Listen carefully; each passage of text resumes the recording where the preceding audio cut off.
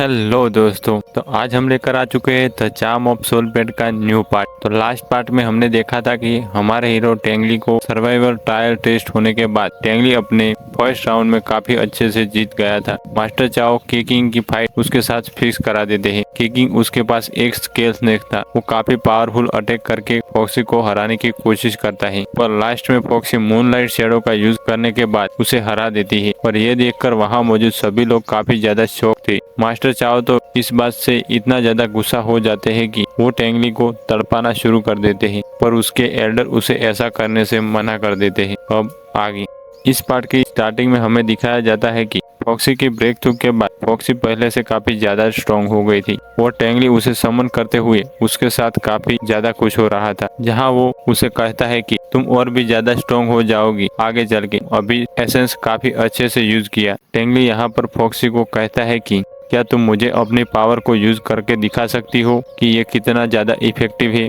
तो फॉक्सी अपने original form में आकर एक पेड़ पर अटैक कर दिया, जो कि सच में काफी ज्यादा पावरफुल था कि वो पेड़ तो आधा उखड़ के कहीं दूर जाकर गिरता है और उसके बाद तो वो एक पावरफुल किक करके उस बचे कुचे पेड़ को भी उखाड़ के फेंक देती है। टेंगली फॉक्सी के इस न्यू अटैक को देखकर काफी ज्यादा खुश हो रहा था। तभी वहाँ पर कुछ अजनबी लोग आ गए थे, वो भी एक बड़ा सा बक्सा उठाते हुए। फॉक्सी तो उन लोगों को देखकर काफी ज्यादा गुस्सा कर रही थी, वो तो अपने मालिक को बचाने के लिए प्रोटेक्शन मोड में आ गई थी। और वहीं उस ग्रुप का लीडर फॉक्सी के छोटे साइज को देखकर हंसने लगता है कि ये कितना ही ज्यादा पावरफुल होगी।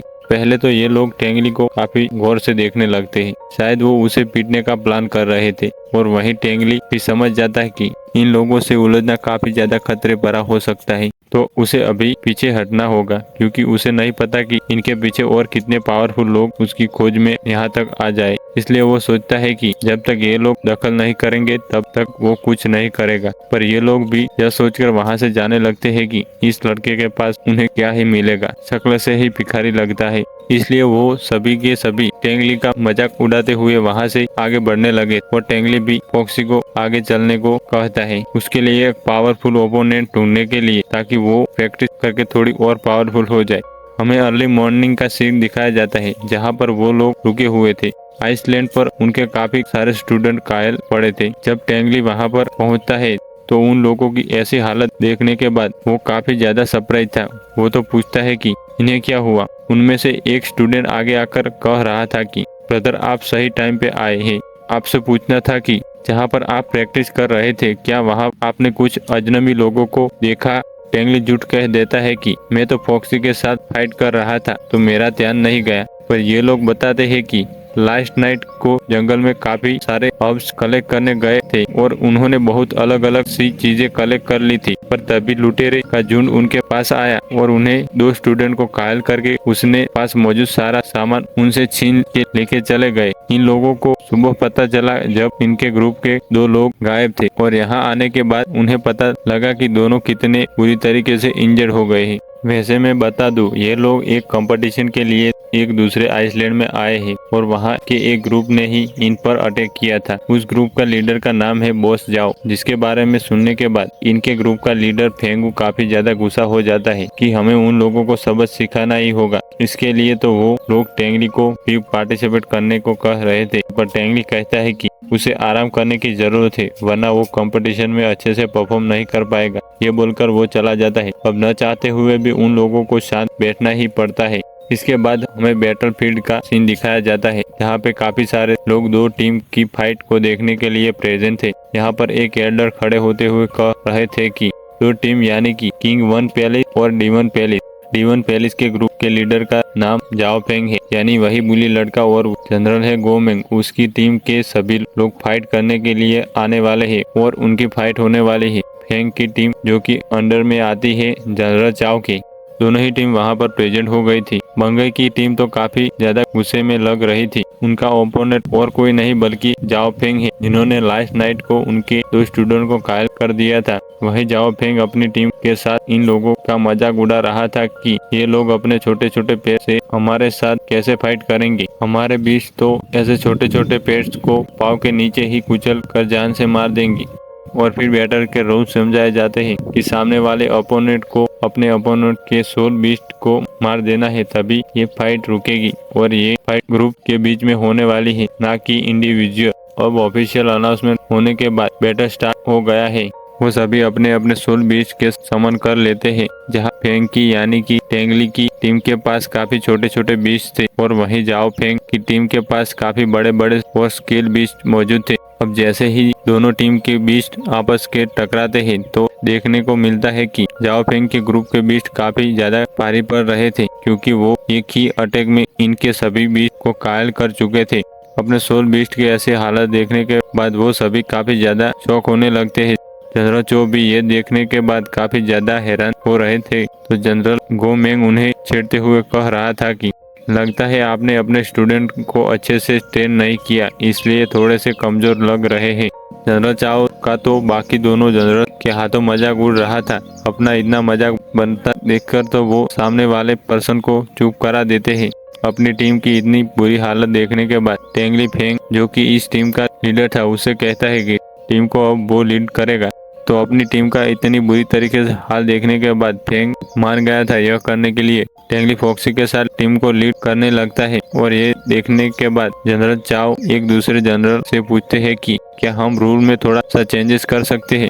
यहाँ पर मास्टर लेन हमारे मास्टर चाओ से कहते हैं कि रिलैक्स, इतना छोटा सा चेंज कोई इफेक्ट नहीं करेगा। तो वो भी रिलैक्स होकर बैठ जाते हैं। और यहाँ दूसरी तरफ फॉक्सी को दिखाया जाता है, जो कि अपने शेडो मून का यूज करते हुए काफी तेजी से उन बड़े बीस्ट को डिस्ट्रॉय कर रही थी। इसकी वजह से वो बीस्ट थोड़ी देर के लिए लड़खड़ा कर नीचे गिर गया था। तो उसका मास्टर यानी कि जम्फे कहता है कि इस छोटे से कीड़े पर नजर दौड़ाने की जरूरत नहीं है, तुम अपने बड़े ओपोनेंट को हराओ। यह मानते हुए बाकी सारे बीस्ट पर अटैक करना शुरू कर देते हैं। यहाँ एक एक करके उनके काफी सारे स्टूडेंट को बुरी तरीके से घायल कर दिया था। फेंग यह देखने के बाद कि एक एक करके उनके टीम के सभी बच्चों के सोल भी घायल हो रहे हैं और वो उन्हें हील करने के लिए कल्टीवेशन कर रहे हैं, तो वो ये देखकर परेशान हो जाता है, क्योंकि अब उसकी टीम में मेंबर्स कम हो रहे थे। दूसरी तरफ इधर हमारी छोटी फॉक्सी ने सबके नाक में दम कर दिया था। वो सभी बीस्ट पर अपने मूनलाइट ब्लेड से अटैक करना शुरू कर देती है। वैसे तो यहाँ फॉक्सी का मेन टारगेट जाओ फेंग का वो बीस्ट था, इसलिए उस पर अटैक करते हुए देखकर जाओ फेंग अपनी टीम की एक दूसरी लड़की को कहता है कि इस छोटे से कीड़े को दूर लेकर जाओ। उससे यह सुनने के बाद लियांग नाम की वो लड़की अपने कैट बीस्ट को बुलाकर फॉक्सी के पीछे लगा देती है। अब तक जाओ फेंग का बीस्ट टेंगली के टीम के आधे से ज्यादा स्टूडेंट को घायल कर चुका था। अपनी टीम का इतने बुरी तरीके से हार देखने के बाद चाओ का खून तो वैसे ही बोल रहा था, पर वहीं जनरल मेंग उसे गुस्से में जले में नमक का काम कर रहा था कि मेरी टीम ने तो आपकी टीम की इतनी बुरी हालत कर दी है कि वो तो फर्स्ट राउंड में ही हार जाएगी। अपने गुस्से को शांत करते हुए एक फ्लिक्स देने के बाद काफी ज्यादा गुस्सा कर रहे थे। तो टेंगली पे इतना ज्यादा गुस्सा आ रहा था क्योंकि फिलहाल टीम को वही लीड कर रहा है। वो तो कहता है कि अगर तुम इस फाइट में बच गया तो तुझे मैं जान से मार दूंगा। यहाँ फेंग चुपचाप खड़े नहीं रह सकता था, इसलिए वो टेंगली की रूममेट को बोलता है कि वो अपने बीच से उसे ट्रैप करने की कोशिश करे। वो लड़की ऐसा ही करती है, अपने प्लांट मास्टर का यूज करते हुए उसके टेंटिकल से इस बीस्ट को ट्रैप करने की कोशिश कर रही थी। जाओ फेंग का बीस्ट पूरी तरीके से उस टेंटिकल से गिर गया था, जिससे वो अपने बीस्ट को कंट्रोल नहीं कर पाता। और वहीं फॉक्सी को तेजी से आगे बढ़ता देखकर वो अपने दूसरे पर्सन को बोलता है कि जाकर फॉक्सी का रास्ता ब्लॉक करो। और फॉक्सी काफी तेजी से उससे अटैक को डॉज करते हुए उस कैट को मार डालती है, जिससे उसका अटैक उसके ओनर को भी हिट करता है और वो काफी बुरी तरीके से घायल हो गई थी। ये देखकर जाओ फेंग समझ जाता है कि फॉक्सी कितनी तेज है, क्योंकि अब तक वो किसी और बीस्ट के पास पहुंच गई थी और उसने मूनलाइट फ्लैशेस उस बीस्ट को मारकर काम तमाम कर रही है। देखने के बाद तो चीफ एल्डर, जो कि उस बैटल को होल्ड कर रहे थे, वो काफी ज्यादा खुश होने लगते हैं कि छोटी फॉक्स तो कितना ज्यादा कमाल की है, आखिर इसका ओनर कौन है। और वो फिर जनरल चाओ की काफी ज्यादा तारीफ करने लगते हैं कि तुमने तो इस बंदे को काफी अच्छे से ट्रेन किया है। जनरल चाओ को तो काफी प्राउड फील होने लगता है। और वहीं जनरल मेंग काफी ज्यादा गुस्सा हो रहे थे, फॉक्सी ने अब तक जाओ फेंग की टीम के काफी सारे स्टूडेंट के नाक में दम कर दिया था और ये देखने के बाद वो अपने टीममेट पर गुस्सा करने लगता है कि सही से संभालो उन्हें। तो उनका एक टीममेट अपने कोस्ट पेट को उनकी तरफ भेज देता है जो कि उन टेंटिकल वाले बीस्ट पर अटैक कर चुका था, जिसकी वजह से जाओ फेंग के बीस्ट के ऊपर से वो टेंटिकल हट गए थे और अब वो आजाद हो जाता है। अब ये बंदा अपने बीस्ट को लेकर काफी ज्यादा खुश हो रहा था और वो कहता है कि अब तुम देखो यूजलेस फॉक्स, मैं कैसे तुम्हें मारता हूँ। फॉक्सी नजर घुमाकर देखती है तो उसे पता लगता है कि यहाँ जाओ फेंग अपने बीस्ट को आजाद करा चुका है और वहीं दूसरी तरफ मोया अपने बीस्ट के साथ उस नो आर्म बीस्ट के साथ फाइट कर रही है। तो वो सोचता है कि अब इस जाओ फेंग के बीस्ट को संभालते हैं, इसलिए वो अपने मूनलाइट शैडो टेक्निक का यूज करते हुए अपने 2 क्लोन्स बना लेता है और फिर काफी तेजी से दौड़ते हुए जाओ फेंग के बीस्ट के आगे खड़े होकर उस पर एक शंप अटैक करता है। पहले तो जाफेंग के बीस्ट को कुछ नहीं होता, इसलिए तो एक जोर रोर कर रहा था, पर फिर अब फॉक्सी अपने 4 पंजों को निकालकर अटैक करती है।